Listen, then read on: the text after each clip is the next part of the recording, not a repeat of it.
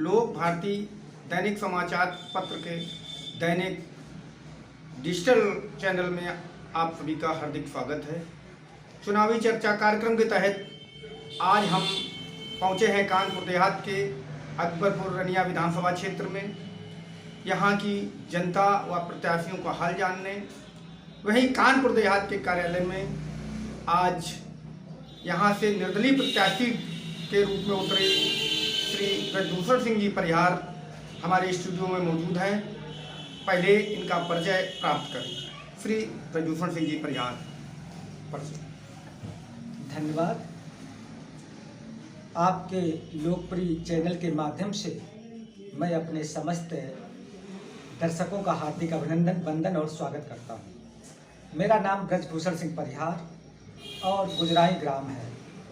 ये Lalpur railway station के पास है। वर्तमान में मैं निर्दलीय प्रत्याशी के रूप में आपके बीच में हूँ और मेरा परिचय इस तरीके से है कि मैं 25 साल तक लेक्चरर के पद पर रहा, राजकीय सेवा में रहा और मैंने जनवरी 2021 में बीआरएस लिया। मैंने 15 पुस्तकें लिखी हैं, नेशनल इंटरनेशनल सेमिनार्स ज्वाइन किए हैं और इसके साथ जब भी कभी मुझे वक्ता के रूप में जहाँ भी बुलाया गया, मैंने बखूबी अपनी भूमिका को अदा किया है। वर्तमान समय में समाज की पीड़ा को देखते हुए मैंने राजनीति के मंच को चुना और आप लोगों के बीच में निर्दलीय प्रत्याशी के रूप में।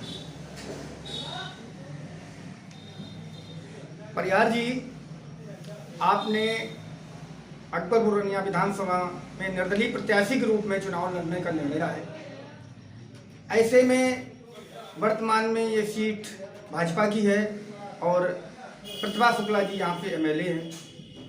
सभी दल बड़े बड़े चुनावी वादे कर रहे हैं, जैसे कोई किसानों का बिल माफ़ करने की बात कर रहा है, कोई बिजली का बिल माफ़ करने की बात कर रहा है, कोई स्कूटी देने की बात कर रहा है। ऐसे में आप क्या क्या संकल्प हैं कि आप जीतने के बाद जनता को क्या क्या सुविधाएं, क्या व्यवस्थित करें, कैसे जीतेंगे चुनाव? बहुत अच्छा प्रश्न है आदरणीय संजय जी का, बहुत ही अच्छी बात है।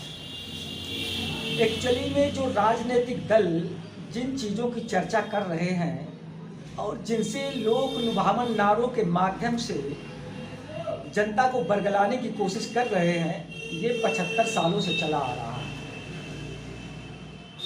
ये विधानसभा का मूलभूत विश्लेषण नहीं है। कुछ विश्लेषणात्मक टिप्पणी मैं आपके लोकप्रिय चैनल के माध्यम से रखना चाहूँगा। रायपुर से लेकर के भोगनीपुर तक कानपुर देहात की जितने भी प्राथमिक स्कूल हैं, और मैंने कम से कम 20 सभाओं में ये प्रश्न किया कि क्या विगत 20 वर्षों से किसी विद्यालय का पढ़ा हुआ विद्यार्थी पीसीएस, नीट, आईएएस या अन्य किसी ऑफिसर्स का टेस्ट क्वालिफाई कर पाया? उन 20 जनसभाओं में जब इसका उत्तर मुझे नेगेटिव मिलता है, नगण्य मिलता है, जीरो मिलता है, तब मुझे आश्चर्य होता है कि मुद्दा तो ये होना चाहिए था कि क्या वर्तमान समय में सरकार की शिक्षा व्यवस्था संदेह के घेरे में नहीं है कि 20 वर्षों तक एक भी व्यक्ति, यानी कुल मिलाकर के 10,000 की आबादी में 10,000 बच्चों के सिपाही बन पाता है। तो जिस विधानसभा की शिक्षा व्यवस्था घेरे में हो, फिर मैं लोगों से प्रश्न करता हूं कि जब आम नागरिक थाने में जाता है तो क्या तुम्हें पुलिस इंस्पेक्टर एक कुर्सी देता है और तुमसे सही ढंग से बात करता है?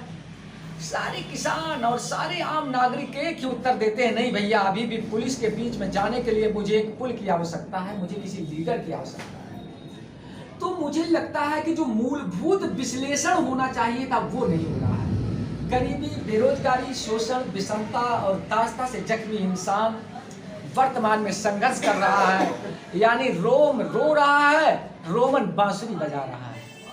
कानपुर देहात की बेरोजगारी को देखते हुए जैनपुर रनिया औद्योगिक क्षेत्र घोषित किया गया। नियम और उपबंध नियमों के तहत ये निश्चय किया गया कि कानपुर देहात के बेरोजगार युवा रोजगार पाए। लेकिन आप सर्वे कर लीजिए, लोगों से बातें कर लीजिए, एक एक फैक्ट्री में चलिए, आपके पास सत्य निकल करके आएगा कि आज कानपुर देहात का 80% वर्कर्स, कर्मकार पेटी का मजदूर बन करके रह गया। न ये क्वेश्चन विधानसभा में उठते हैं और न ये चर्चा आम जनता के बीच में होती है। और बची बात देने की, तो कोई भी सरकार किसी भी वर्ष के आंकड़ों को देख ले, 15 लाख जुमला हो सकता है और न जाने कितने जुमले हो सकते हैं। और अगर देने की स्थिति भी आई तो मैं किसी भी बजट पर गंभीर चर्चा के लिए तैयार हूँ कि मुश्किल से 0.50% से ज़्यादा कभी भी किसी भी तरह का अनुदान जनता को नहीं दिया जाता। धन्यवाद। विधानसभा में जातीय आंकड़ों के अनुसार ही वोटों का बंटवारा होता है। यहाँ पर जो मुस्लिम मतदाता हैं उनको कहा जाता है कि वो समाजवादी पार्टी से जुड़ रहे हैं, बहुजन समाज पार्टी से जुड़ रहे हैं। एक सवर्ण मतदाता है, सवर्ण मतदाता को भारतीय जनता पार्टी से जोड़ा जाता है। आपके पास किस तरह का जनाधार है? एक बार मैं पुनः आपके पत्रकारिता की धार को बधाई देता हूँ। और वर्तमान में इस तरह के प्रश्न होने चाहिए और इस पर विमर्श भी होना चाहिए। मुझे लगता है कि जब मैं भारत के दर्शन करता हूँ और राजनीति हटा देता हूँ, तो गांवों की जो सहकारिता थी और वर्तमान में बाजार में जो सहकारिता है, यानी कभी किसी दुकान में कोई भी व्यक्ति किसी की जाति या धर्म पूछ करके नहीं जाता है।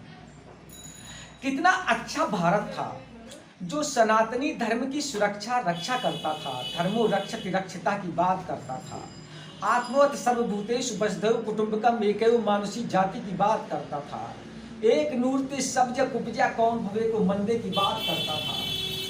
उस देश में इतनी सतही चर्चा होने लगी है कि जनता मजबूर है इस तरह के प्रश्नों के उत्तर देने के लिए, क्योंकि बड़े बड़े चैनल्स के लोग जब विधानसभा का विश्लेषण करते हैं तो मुझे बड़ा आश्चर्य होता है। कोई बताता है ये ऑक्सफोर्ड यूनिवर्सिटी से टॉपर्स हैं, बीजे हैं, एमजे हैं, और उनके जब विश्लेषण करने में वहाँ कितने बेरोजगार हैं, कौन सी इंडस्ट्री इस्टेब्लिश की जाए, कैसे लोगों की समस्याओं का निदान हो, लोगों के पास इसके सॉल्यूशंस क्या है, प्रोजेक्ट्स क्या है, चर्चा इस पर नहीं होती। ऐसा विश्लेषण करते हैं कि यहाँ पर कितनी बिरादरी के कितने लोग रहते हैं। और मैं आपके लोकप्रिय चैनल के माध्यम से अपने अनुभवों को बांटना चाहता हूँ कि विगत दिनों से मैं जब लोगों के बीच में जाकर के बात करता हूँ और इस तरह के प्रश्न करता हूँ, मैं कहता हूँ क्या आप बढ़ना चाहते हैं, क्या लड़ाई अगड़े बनाम पिछड़े बनाम दलित या हिंदू और मुस्लिम की कोई लड़ाई है? सभी जगह उत्तर नगण्य मिलता है और मुझे सर्व समाज का समर्थन मिल रहा है। यही मुझे उम्मीद है कि सर्व समाज समर्थन दे रहा है। यही भारत है जिसे मैं नमन करता हूँ। हमारे चैनल के माध्यम से प्रिया जी क्या जनता से कुछ वादे या कुछ कहना चाहते हैं? हमारा दिन बहुत अच्छा है कि जिन जैसे प्रश्नों को मैं चाहता था और वैसे ही प्रश्न आ रहे हैं। आपके चैनल के माध्यम से मैं ये कहना चाहता हूँ कि अगर विधानसभा का चुनाव, विधानसभा में जनता ने मुझे आशीर्वाद दिया तो जिसके लिए मैं कृत संकल्पित हूँ कि हर 10 से 15 गांवों के बीच में एक एक कोचिंग सेंटर्स की स्थापना करना।